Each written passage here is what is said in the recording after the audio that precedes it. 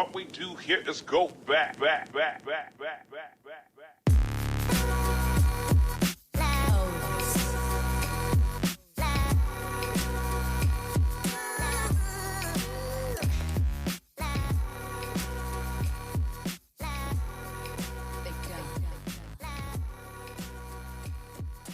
1, 2, 3. Welcome back. This is episode, what is this, 5? Episode 5 of the Wheel Route Podcast. Welcome back, guys. Thank you so much for joining us. We are, again, the Wheel Route Podcast, brought to you by the34.com. Please check out the34.com for sports commentary and analysis, as well as all the happenings in the sports world. So, we're back. I'm Logan Whitehouse. I'm coming to you from Virginia Beach, Virginia. And you can find me on Twitter at LogWanTheDon. I am Jason Crick. I am broadcasting from Harrisonburg, Virginia, the friendly city. I am also on Twitter at Jason Crick, K-R-E-C-H. My name's Jordan Shank, also in Harrisonburg, Virginia. You can find me at Twitter at ShankJordan. That's right, and you can find the Wheel Route Podcast on Twitter at the Wheel Route, and you can send us an email, thewheelroutepodcast@gmail.com. Also, you can find us at the34.com if I haven't mentioned that. Okay, guys. Woo. Welcome back. So, what was it, week 10 in the books? Week 9. 10. No, that was 10. Jeez. It's getting away from us, guys. It is. We gotta value it. What are we drinking tonight? I am enjoying, once again, a Vienna lager, fresh from the not-so-fresh keg. Oh. I've Still got, good, yeah, you got to do what you got to do there. I'm saying. I've got a Shipyard Pumpkinhead. Whoa. Wow. It's a pumpkin beer, so it is what it is. That's okay. I'm drinking Wild Turkey 151. Straight Hey, boy. on the ice. Michael Felder would be proud. Shout out to Michael Felder. Okay. So, I don't know if there was a whole lot of news to catch up on. I mean, given the, I guess, kind of crazy news weeks that we've had the past couple weeks. Really, the main thing from this past week was the first college football rankings, the completely worthwhile first college football rankings were released. I think we definitely need to find a way to get angry about those. I mean, I think Bama should have been one, but we can talk about that. Yeah, I don't really have it in me to get angry at this point in the season. Nope. You'd watch games this weekend and commentators would say, if anyone tells you these rankings don't matter, they're lying to you, and you should not pay attention to that because they do matter. I don't really care about them right now. I'm more interested in what happens over the next couple of weeks and then in conference championships, and then we can really save our emotions for getting super upset after those take place. Yeah, I would invest a lot more in them, except last year I think the committee did a good job of proving that they can Don't matter. reset their thinking, for lack of a better term, after every week. Yeah. It's not like the polls where it's just barely incremental movements, and if you're not in the polls to start the year, you're behind the 8 ball. Right. Like, the committee has done a good job of we didn't think somebody was good, and they blew out this really good team, so let's move them up a lot instead of just a little bit. Yeah, I mean, I almost think the most enjoyable part of this is just getting to listen to Jeff Long sort of just explain his reasoning on a lot of these things and use bizarre stats like strength of record and game control and stuff like that. Wins against better than 500 opponents, but not losses against better than 500 opponents. Right, like talking us into Alabama having a loss and it being pretty much better than undefeated team at not having a loss, and I mean there's just a lot of that going on right now, which is pretty funny. So yeah, Logan, you mentioned. Its goal is to just get people angry and talking about it, and it accomplishes that and passes with flying colors. Yeah. Yeah, Logan, you mentioned game control as being one of the mystical stats that the committee liked to use, especially last year. I don't know if either of you watched the Baylor-Kansas State game on Thursday night, but one of the color commentary guys just went off. Like they had him, okay, post your playoff rankings right now against what the committee did, and he was so high on Baylor. He's like, the committee last year was super high on Baylor because of their game control, and game control was so big last year, and this year it's not. But Baylor's had the best game control by far in the country, and that's why I have them, clearly in my top four. And then they beat a pretty mediocre Kansas State team 31-24. So, And had to hold on for dear life. oh yeah, Yeah, I mean, who was that? That's the guy from Fox Sports. He used to play quarterback at Colorado a long time ago. I forget his name, but yeah. I mean, that guy's big on. He loves Baylor. I've heard him on a couple other shows. So his his main point is that I love Baylor, and that's fine. That's a fine point to have right now. So what can we I guess say about this? Not very much, but I think Ohio State was ranked 16th in the first college football rankings last year. They ended up winning the national championship. So, Everybody just keep winning. You're just fine. we got a lot of football ahead of us, boys. Hey. Okay. I don't think there's any other news, but I did want to talk about this because it seems like it's been popping up more and more. But guys, we got to talk about the targeting penalty. Do we? I think we do. I hate it. What are your guys' thoughts on it?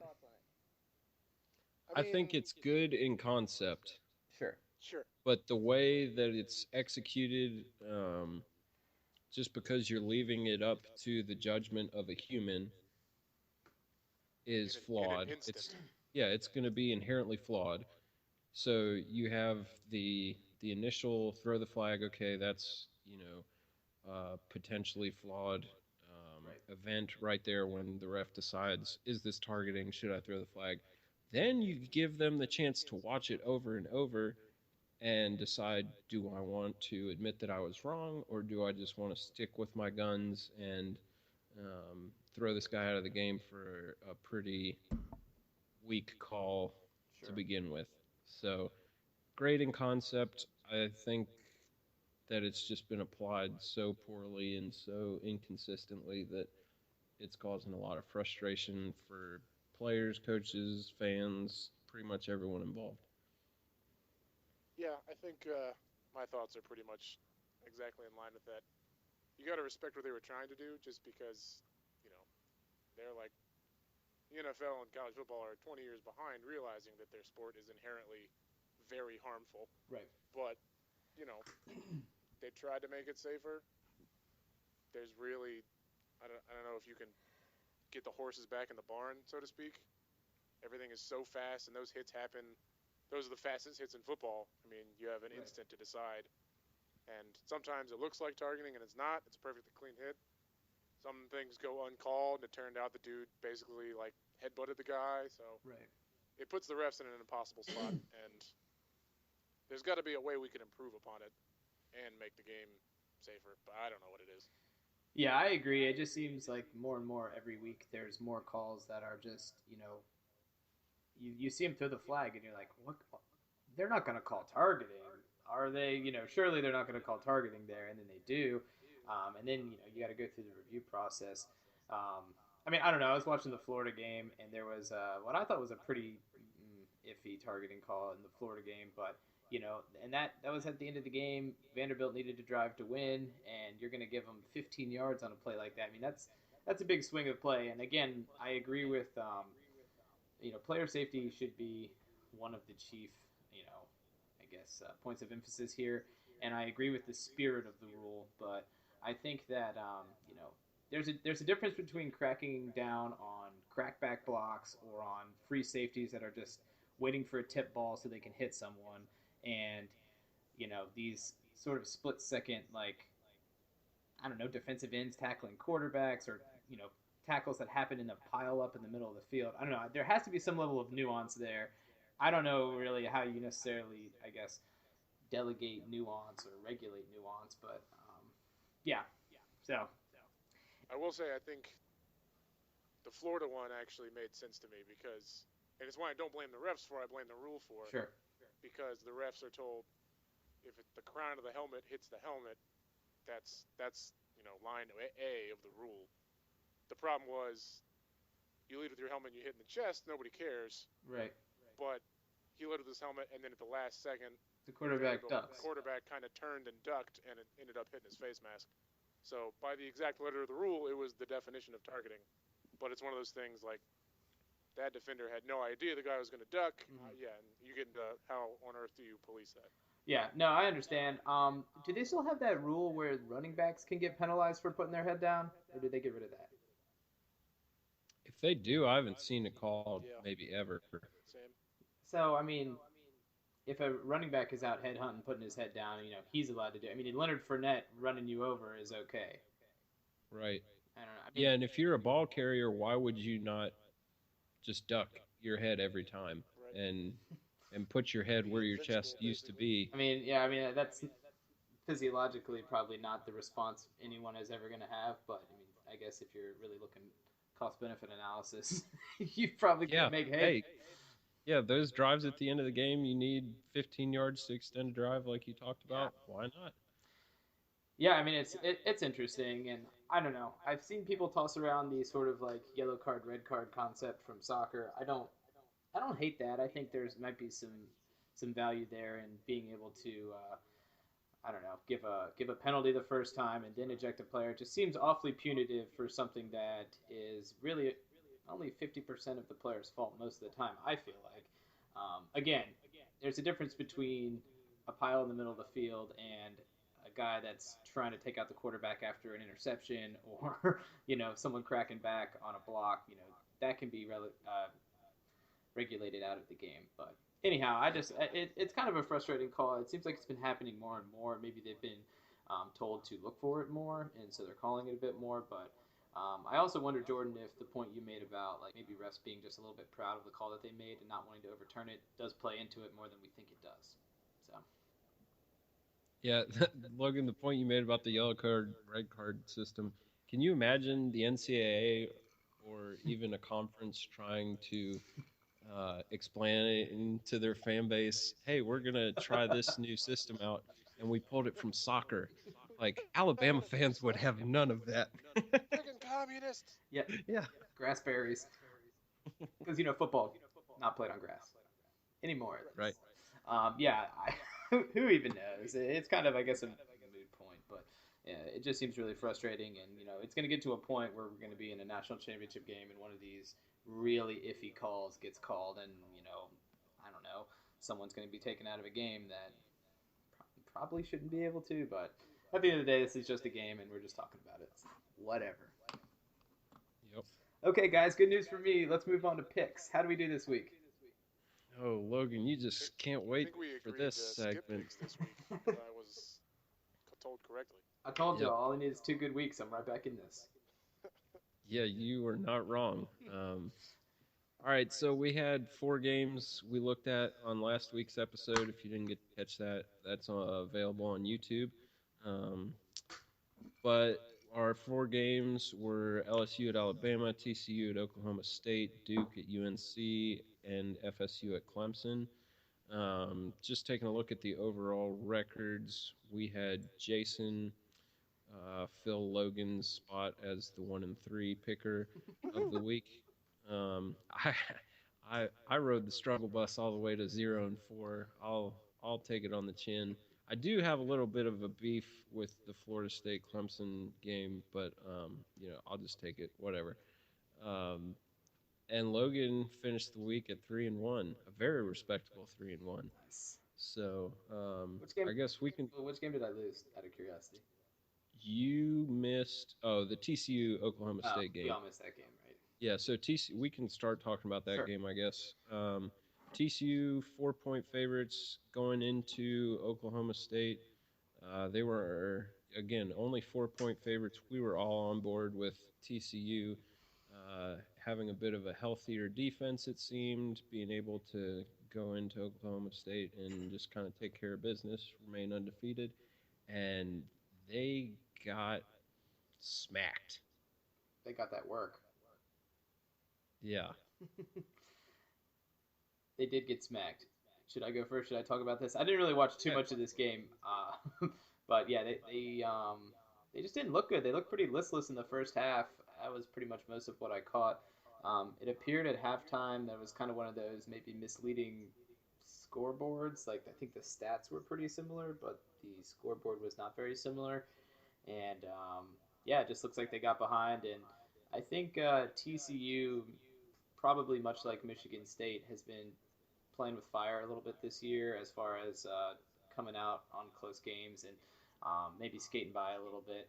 And I think it just sort of caught up with them, and we all probably universally underrated Oklahoma State. They looked good.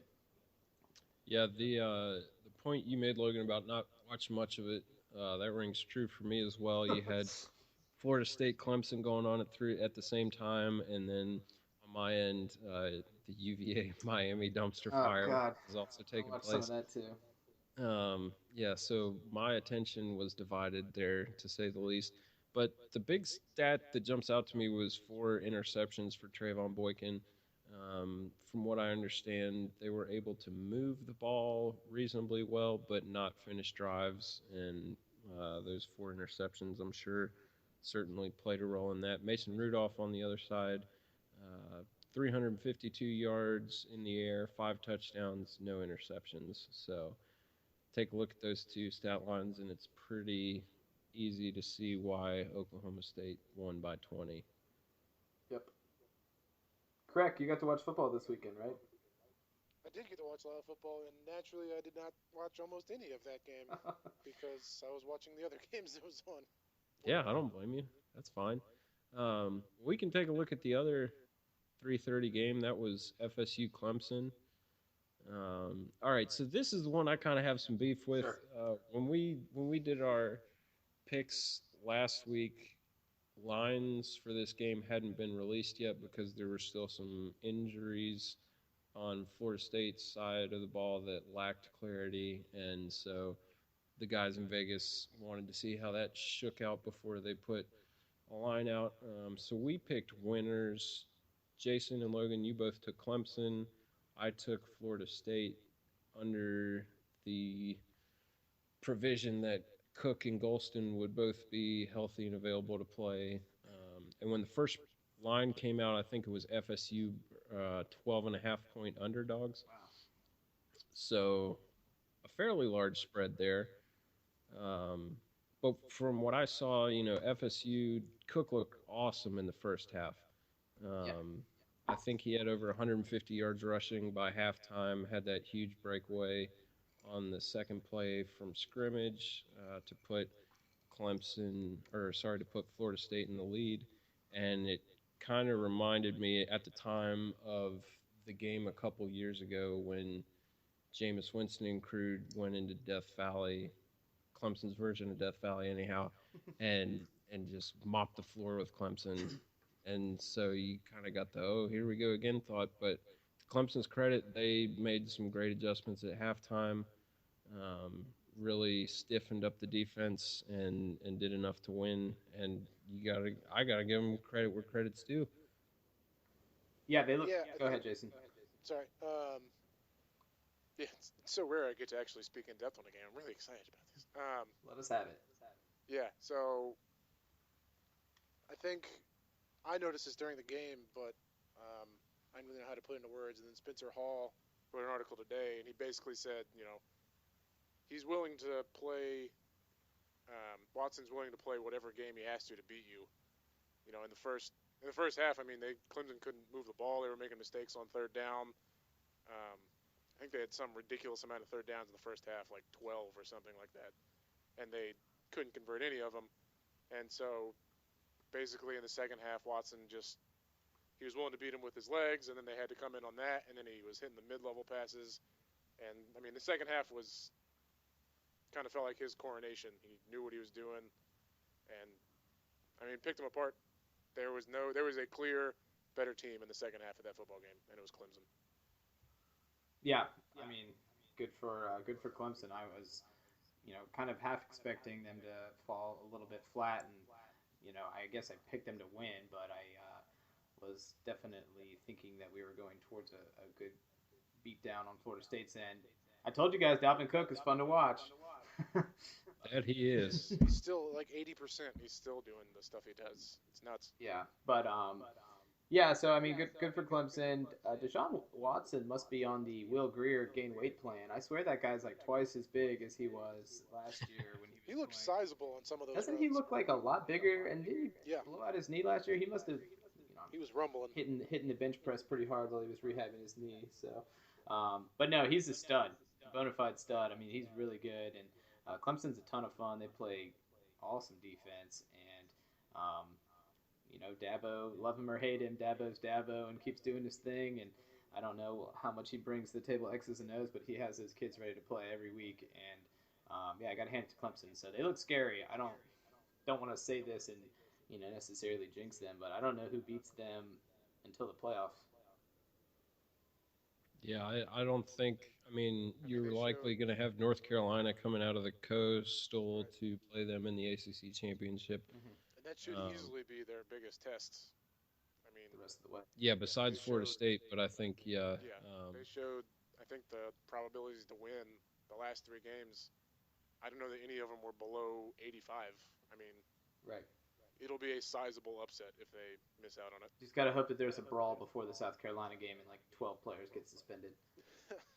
that seems Distinct to be the most likely possibility. way they lose. The problem is if they do lose, it'll be doubly bad because they'll miss out on that, and it'll be the return of Clemsoning, which Clemson, to their credit, has done a very good job of making a thing of the past in recent years.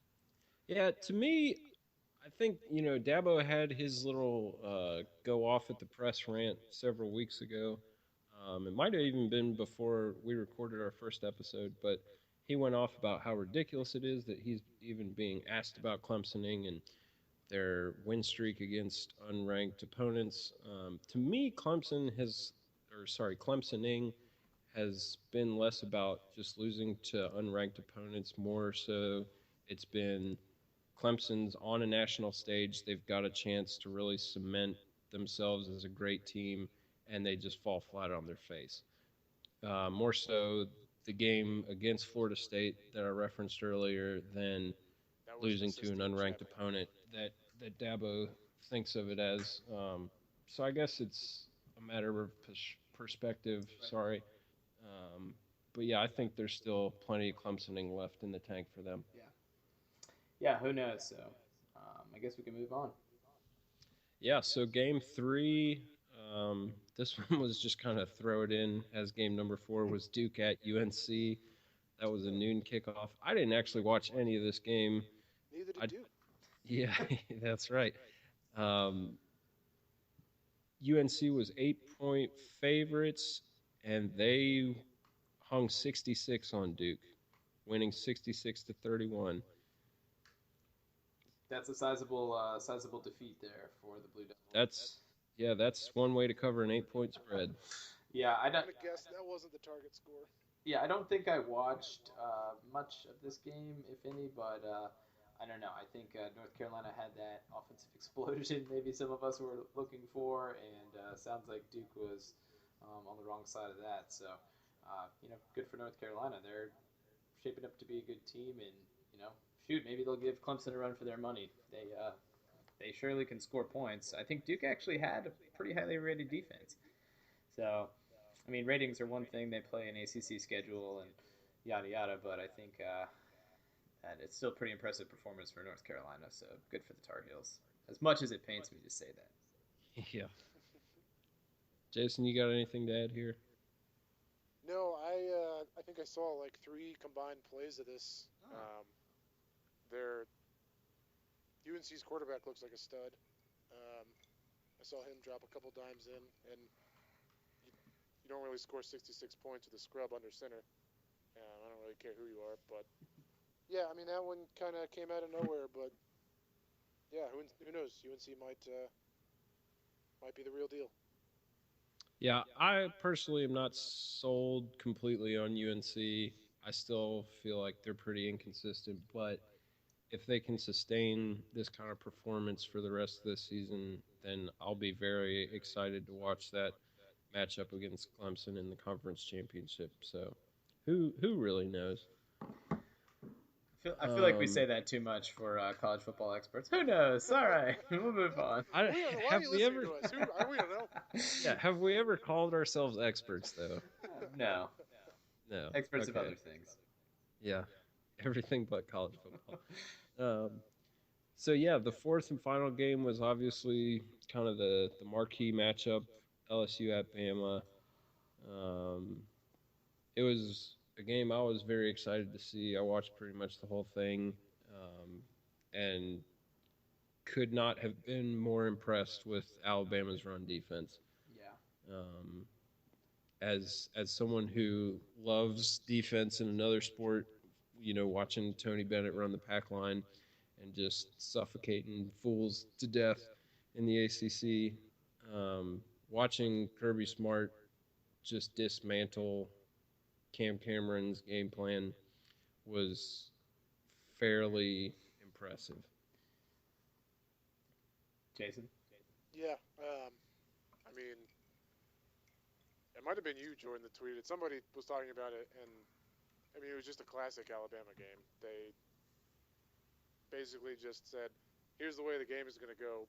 Make peace with it," and then just sat on you as the giant older brother and wouldn't let you get up, no matter how much you kicked and got angry. They just sat there giggling, and Kirby Smart just shut down the person that came into the game as the best running back in the country, and just didn't move an inch. And I mean, that game was over at halftime, maybe right after, and that was the fourth best team in the country, or the second best team in the country, whatever they were ranked. Right. And it was done. Yeah, halftime it was It a was 3-point game, I Tied or think, right? 3-point game at halftime. It was a great first half. I mean, Just definitely, after. yeah, classic Alabama LSU game. I think Leonard Fournette probably still leaves that game. I think as the best running back in the country still. I mean, but like Jordan said, got to give a ton of credit to Alabama's run defense. I think Alabama this year, their secondary is a little bit better than it's been the past couple years. So they're able to sort of do that Alabama thing where they take away the thing you do really well and force you to beat them in another way. And I mean, could not have been more impressive at taking away the thing LSU does really well. And yeah, and then Derrick Henry. I mean, I don't know if I had been down on him. I just had been a little bit. I guess he had been so overshadowed by other running backs this year that you sort of forgot about him maybe a little bit. But I mean, he put in some work. He looked really good. He was running guys over. When he actually squares up and doesn't run so upright, I mean, he's a fantastic runner. He's a very natural runner for such a gigantic dude. But when he actually, seeks out contact, he's really scary. And I don't necessarily think he does that enough, personally. But No, he still runs very upright Yeah. to the point that he draws comparisons to furniture and stuff. But it's when he gets behind his furniture pads, in the I don't know form if- of a grand piano rolling down a hill just down for the it to stairs. Yeah, blow exactly. you up.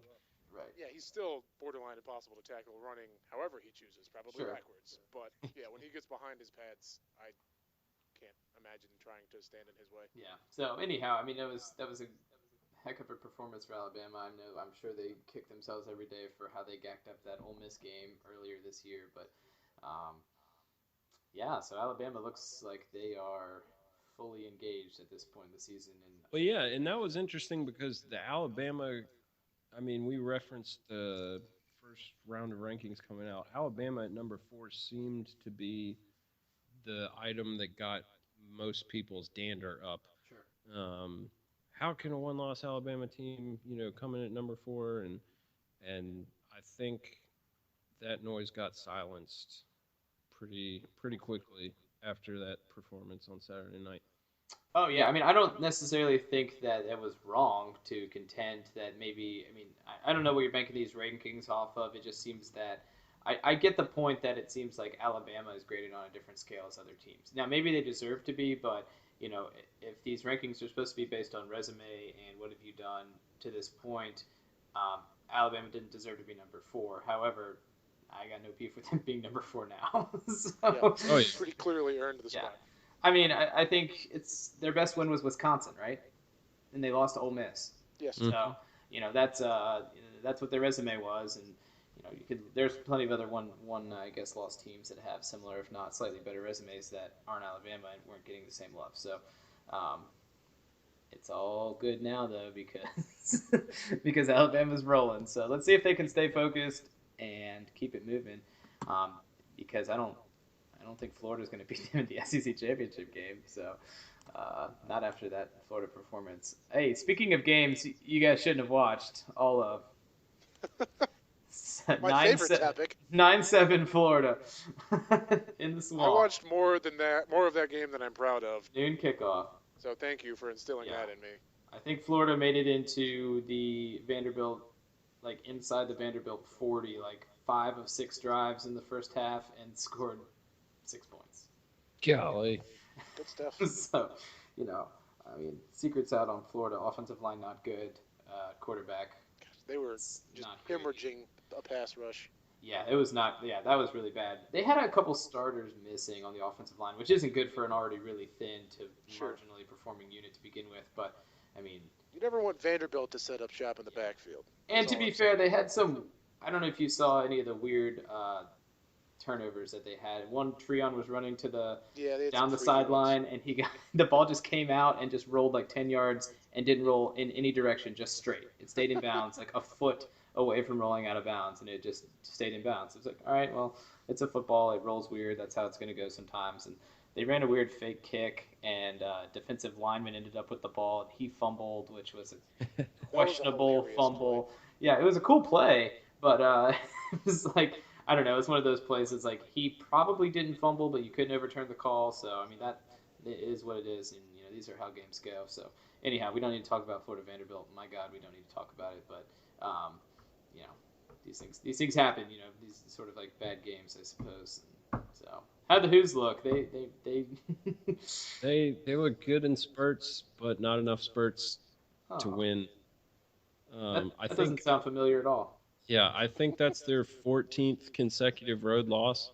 Oh gosh, jeez. So gosh, basketball season starts Friday. I am so happy for that. This is a team that gets to play road games like at Duke every other year and like Wake Forest every now and then. Take the harsh trip for some reason, we've been able to beat.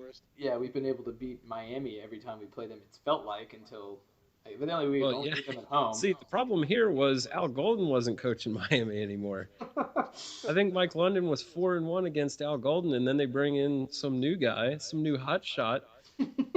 Some upstart interim coach. Yeah, and they're like, yeah, not this year, Mike London. No, sir. Really got his goat. Dude, Mike London looking more and more befuddled on the sideline than ever these days. They cut to more shots of him just kind of doing the Mike Leach, like gazing off, questioning into the distance. It's funny because when Mike Leach does it, you're like, I love that guy. He looks fantastic. Yeah, he's probably thinking of a touchdown play right now. This moron is he's drawing a play in the clouds as we speak. Yeah, it's sad. Like, I don't think London's had the mouthpiece in front of his face probably since week 3. It's always up directly above his head. Yeah, which, and he's calling. Probably on the wall there. Yeah. So anyhow, I guess this all ends when he's the defensive line coach at Virginia Tech next year, just stealing recruits from UVA. So I'm pretty excited about that. I might give up college football if that happens. Listen, give up UVA college football. I did that this year. It's been great. It's been because Florida's going to the SEC championship game. It's fine. Well, listen. With Mike London coaching the defensive line at Virginia Tech, that means Bobby Wilder will have that much more fun running the offense at Virginia Tech when he's the head coach. Okay. All right. Yeah, well. I've just crossed the line. Listen, that's a sensitive subject. Oh, guys, I wanted to talk about this. Speaking of Bobby Wilder, ODU, I told you guys to remind me to talk about this. The onside kicks, ODU's onside kick strategy. Oh, right. Yeah, how do we forget that? I think... Well, first of all, I think this is cool. I think ODU reads the return team every time and just has like an onboard onside kick play they can run at any point based on how the team lines up, which I think is kind of cool and kind of smart. Sure. Whatever, especially when your defense is as bad as ODU's, it's always nice just to get the ball back or just let the other team's offense score quicker so you can get it back. But they also have a play that they call the sniper, which I've been advocating for this on my own for a long time now, and I'm glad to see someone does it. It's only fitting that Bobby Wilder, current apple of Logan Whitehouse's eye, runs this play, but they have their kicker try to just nail the center up man. So if it misses him, it's just a squib kick. But if it hits him, it's a guaranteed return, and it worked. They beamed the dude in the face, and they got the ball back. It's just like Conversation is surreal. just get a soccer player and have him just try to nail that dude every time until they start putting Plaxico there or something instead of like a left tackle. Anyhow, I was really happy to see that. I was really happy to hear that it worked. And I was really happy to hear that that's a play that they actually called, and it wasn't just like a shanked kick that happened to drill the guy. But I think I've seen that happen before, and I'm just like, man, we got guys that can hit clay pigeons out of the air with footballs. Like we certainly can find a guy that could kick a football at like a static target and just drill a guy. So. Yeah, speaking of onside kick strategy, I can't for the life of me think of who did this yesterday, and it's tearing me up. But someone came out and went and basically faked the onside kick to two sides of the field. Oh yes. And then picked the ball up and drop kicked it. Whoa. Did either of you guys see this? No. No. All right. Well, I'm gonna look for it, and then we're gonna tweet it from the Wheel Route account, and Ah, gonna yes. bless all of our single-digit followers. That's great synergy, Jordan. Yeah, but yeah, that play brought so much joy to my heart. After I all, mean, like, how good? What was the quality on the drop kick? it was poor. It went out of bounds. Okay. Yeah. But just, I mean, here we are. I'm a big fan of chaos. That was, grade A chaos. And It just seems like It was that seems great. like an unnecessary amount of faking Like just to the four kick it people deep. running over the free kick. yeah, on, it took soccer. almost 25 seconds to execute. I think. It's like the quadruple reverse of kickoff. Man, we really got them good. They're starting at the 6 30. yards we picked up. Huge. Well, whatever. You got to get it on tape, man. You Yep. got to get it out there on tape. So they got. But it is on tape somewhere, and we're gonna find it, and we're gonna tweet the crap out of it. So Probably on 2 tapes. Yeah, that's good. Well, did any of you guys see the end of the Arkansas game? yes, Wow, what a play! Oh, the Also, miracle lateral, of course. Hunter Henry does not look unlike my little brother. Like spitting image. Just saying that. he and Al Golden. He and Al Golden. If Hunter Henry and Al Golden had a love child, it would be Connor Whitehouse. At CW Whitehouse on Twitter. If you guys want to give him a follow, check him out. He's a pretty handsome man. His hair isn't as good as Al Golden's though. Al Golden has great hair, fabulous hair, It's unfair standard. and he was in Miami all those years with that hair. Yeah, imagine what he's gonna do somewhere where it doesn't get frizzy. It stays where he puts it. Gosh darn it. Like he doesn't have to deal with 90% humidity, just setting it off in every different direction. He needs to be getting on that Brill Cream Little Dabble Do Ya contract. Yeah, well, that sounds like something only you are familiar with, Logan. Yeah, go. I think actually, I think that's a reference from you know what? We'll tweet out the Brill Cream commercial as well. I think that's a reference from the mid '70s. So I'm an old soul, guys. All There's right. no way you didn't get that from your father. Oh, well, that's 100% correct. Okay, we got another week of games coming up. A good week of games coming up. Yeah, not awful. Want to That's get into for sure. that? Sure. Or do we want to keep talking hair products? Because I Yeah. can go all day on that. Yeah, we're just branching out into new segments every week, aren't we? That's what the people We're want. trying to reach new sectors of the market. Cosmetology students. Yeah, hit us up for hot tips. All right, but yeah, we'll take a look at the slate of games. I've got 4, I believe 3 of them are top 25 matchups.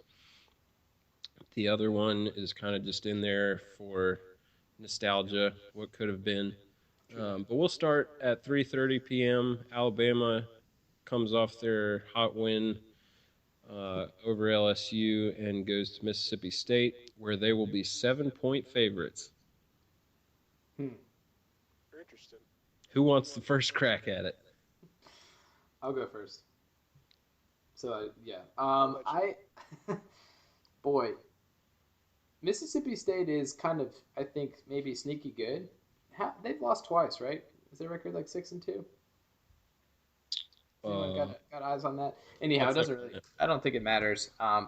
Dak Prescott's a good quarterback. I think maybe we overstate the Alabama struggles with um, mobile dual threat quarterbacks. I mean, I think in general everybody struggles with dual threat quarterbacks, but I also think Alabama tends to struggle when Alabama turns the ball over a lot, which that happens. So I think 7 point line is pretty big. Coming off a big game last week at Mississippi State, I think Alabama wins the game. I think it's ugly. I think Mississippi State covers. All So right. give me Mississippi State or the points or whatever we need to say. Jason? I gotta go next. I am going to lose my train of thought. Is what I'm gonna do. I'm gonna take Alabama to cover. I think they keep rolling. I Oh, I see what you did there. heyo. I don't think Mississippi State is gonna have an answer for Derrick Henry. Um, Dak Prescott is really good, but like you said, I don't know if he's good enough to seriously jeopardize the Alabama defense. And yeah, I see Derrick Henry going for like 200 and a couple touchdowns again, just for funsies. Yeah, I'm gonna go Alabama Alabama too. to cover. Yeah, I'll back that up, Jason. Part of me worries that Alabama used their bye week just to destroy LSU, and they might not have as much ammo going into Mississippi State. But yeah, I think they're just on a roll. So I got no other reason to pick against Nick Saban. I think I've done that twice this year, and it's worked out poorly each time. He knows. So yeah, little Nick Saban's fooled me twice, but not a Little third. Nick Saban. So yeah, we've got that game squared away. The next game is also a top 25 matchup from the American Conference, where Nice. Awesome. Memphis travels to Houston. That's a 7 p.m. kickoff. Memphis is coming off their first loss of the year to the triple option attack of Navy. This game, we've got two pretty hot coaching prospects, so to speak, for the jobs open this year. Super hot. Justin Fuente at Memphis and Tom Herman at Houston. Again, that game is at Houston at 7 p.m., and Houston is a 6-point favorite. I can go first again. I want Houston, and I think teams tend to play poorly after playing Navy. That's kind of they beat you up, they cut you a lot, and the lines are always. I mean, people tend to just be sort of just beat up and injured, and I think Houston's really good. I mean, knowing what they did to Vanderbilt and seeing how Florida struggled with Vanderbilt this weekend, I think Houston's offense alone is probably enough. But yeah, give me Houston, and they'll cover, I think, easily. What was it? Was it 34-0 over Vanderbilt? Yeah, they smashed Vanderbilt. That's nuts. Yeah, I'm also going to take Houston. Their offense is stupid fun as well. And yeah, to put up 34 on Vandy is, as we've seen, no small feat. Yeah, they're at home at night, 9-0 already. I'm going to take Houston by probably 10 points. All right. Well, I'll go Memphis here. You guys aren't wrong about Houston's offense. Very impressive. Good for them. But I'm of the inclination to go Memphis for the reason of they're going to have a little more desperation than Houston, in theory, with their one loss already in the bag. If they drop this one, season's over. They don't have a shot at a conference title. And the thing about, these explosive offenses, you figure each of these teams practices against it each game, each week. So are they really going to roll out something that the opposing defense hasn't seen before in practice? So that makes me think maybe it could be a closer game than a one touchdown isn't a huge margin of victory, but I'll still go Memphis. Fair enough. Our third game of the evening, Oregon at Stanford. Oregon is I mean, to call them anything but a disappointment this year would be, They're a shadow of their former selves. yeah, they're not the Ducks we know and love, but that's okay. 6-3, coming off a win against Cal this weekend. Stanford comes in at number 11. They are 9-point favorites at home. That's a 7:30 p.m. kickoff. On Thursday? No, that is Saturday Saturday evening. night. Okay, Saturday night. If it had been Thursday, I might have gone with Oregon, just because weird things tend to happen on Thursday. I guess I'll go first again. I don't know why I've gone first all 3 times, but I'm just, I'm You're riding. coming off a hot week. I'm riding that high. I'm, Expert this week, I'm the bear pretty much. So, let me pick some games, bro. I think you said Stanford by 9. Yes. I think Stanford does everything right that Oregon does wrong, and I think Stanford covers the 9-point spread. It might be like, I don't know if Stanford wins the game by 40, because I think that's probably hard to do, but Oregon's defense struggles to tackle, which isn't good against a running back the level of Christian McCaffrey, and I think Stanford's defense is rounding into form. They had to play and pretty much escape, but play a up-tempo spread offense a couple weeks ago, and they just played one with Cal, so I don't think Oregon's going to throw anything at them that is going to be too difficult. Actually, they didn't play Oregon played Cal, so never mind. Scratch the last point. I think it still stands. I think Stanford wins the game and covers. Yeah, I'm going to go Stanford too. All right. Beat you, Jason. Sorry. Yeah, I've been very impressed with Stanford this year, most notably in their undressing of UCLA a couple of weeks ago. They survived a scare against Washington State 2 weeks ago, but like you said, How did Stanford lose to Northwestern? Couldn't tell you. yeah, That's crazy. it's dark, the dark arts of Northwestern. Wow. But but Stanford kind of got their wonky one loss out of the way early, I guess. Mhm. I'm gonna go with Stanford to pretty much put it on, definitely by at least 9. So go Cardinal. See, I'm gonna pick Oregon. I have literally no evidence for that beyond a gut feeling. That's the baseball guy for you. Yeah, Gut I know. feeling. Mr. I know. Gut feeling guy over Play the here. hunch. Play the go with hunch. Go with my heart. Let's clog up those base paths. How dare you?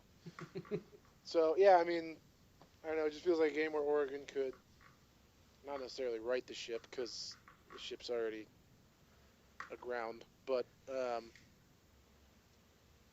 don't even know if they win outright. I wouldn't be surprised if Oregon wins like a 3-point ball game, but just feels like a game they could win. That being said, it wouldn't surprise me if Stanford just hammered them over and over in the second half and won by 20. But I'm going to pick Oregon. Well, I feel like in the past we've thought Oregon was unbeatable and Stanford tends to get them, so maybe this could be a little bit of the There you sort of go. opposite approach there. So It's true. I mean, I don't think there's anything wrong with your hunch. I just think that Stanford this year is probably on a mission, and I don't think Oregon's the team to stop that mission. So. Yeah, I also cannot think it refute that. speaks a lot to just how far Oregon's come as a program that at 6-3, we're looking at them This just season's aghast and disgusted. So, Yep. so good job up there, Ducks. Quit Maybe reeling next off year. double-digit win seasons. Maybe we'll Yeah. be happier. Yeah, you spoiled us, and Selfish. for that we're sorry. Hey man, it never worked for Frank Beamer. Yeah. All right. How did we get here? I don't know. It's just fun to take a shot every now and then. The the fourth and final game of Saturday is going to be at 8 p.m. That's Oklahoma at Baylor. You guys want to take a guess on what this line is? I'm looking at it, so I'm cheating. I'm Okay. gonna say it is Baylor by 3. Yeah, Baylor by 3.5. So Logan's better get this one right then. I'll take this one first. Thank you. You're welcome, Logan. I think that Oklahoma is an interesting team just because a little bit like North Carolina that I like to talk about as being inconsistent. Oklahoma has also displayed that lovable quality this year. I think Baylor being at home at night is huge for them, and 3.5 is not that big of a deal. I mean, 24-20 gets that done, 54-50 gets it done. So give me Baylor. Nice.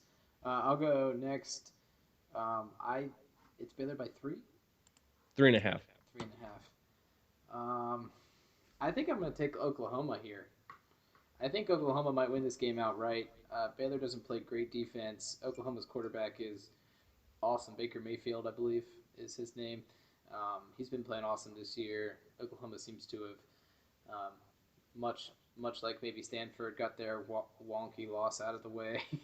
Maybe, I don't know. It's Oklahoma. They seem to be a little bit more prone to wonky losses than Stanford. But I don't necessarily think this would be considered a wonky loss. But I think Oklahoma's defense is likely better than Baylor's.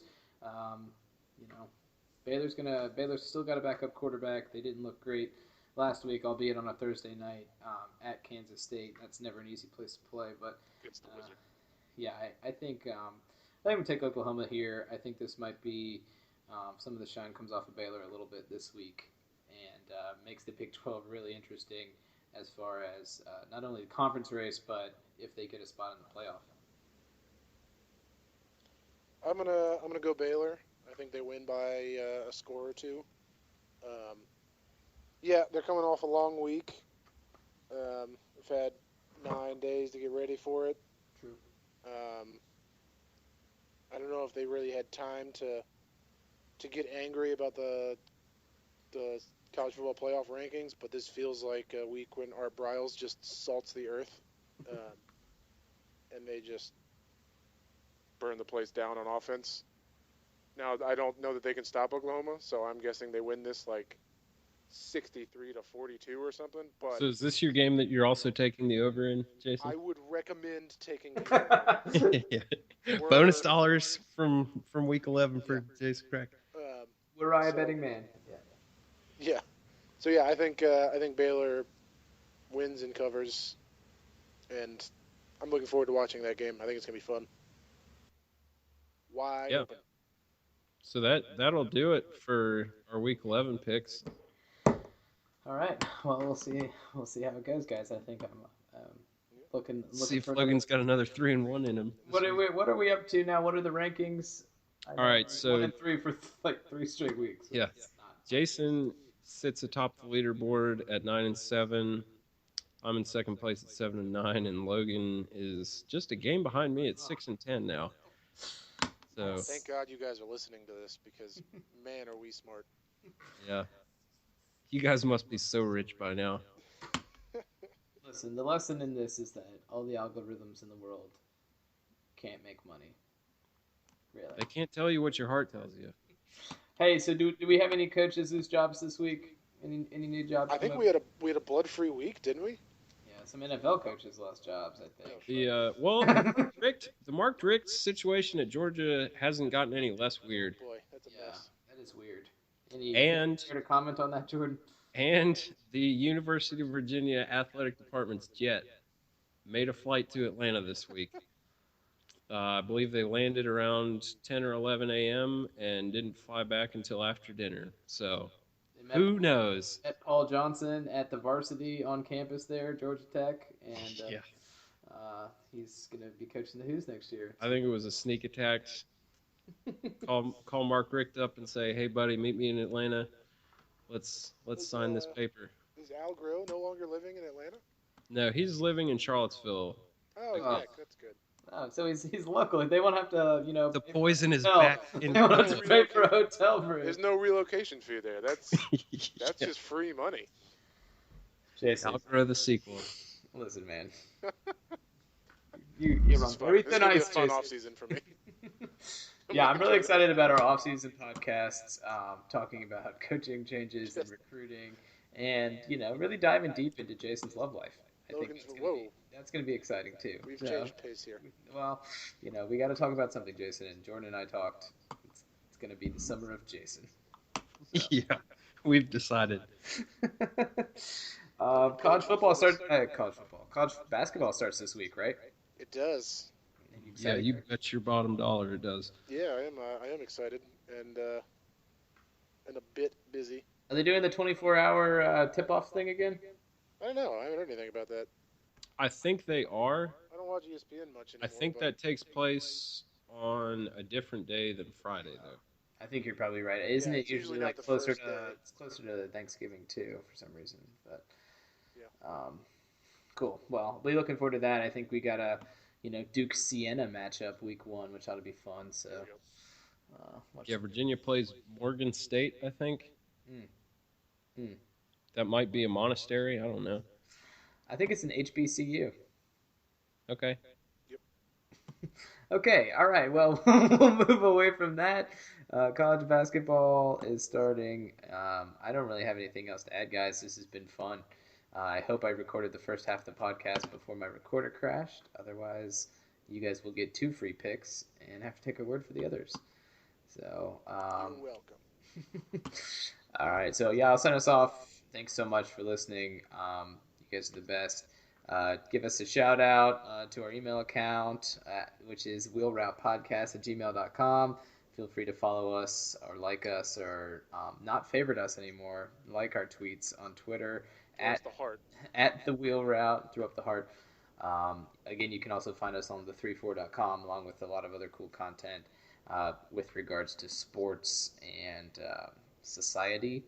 And yeah, so I'm Logan Whitehouse from Virginia Beach. You find me on Twitter at LogOnTheDon. Jason Kreck, at Jason Kreck. Go Dukes. Jordan Shank, Harrisonburg, Virginia, at Shank Jordan. I hope you guys have a lovely week. Peace.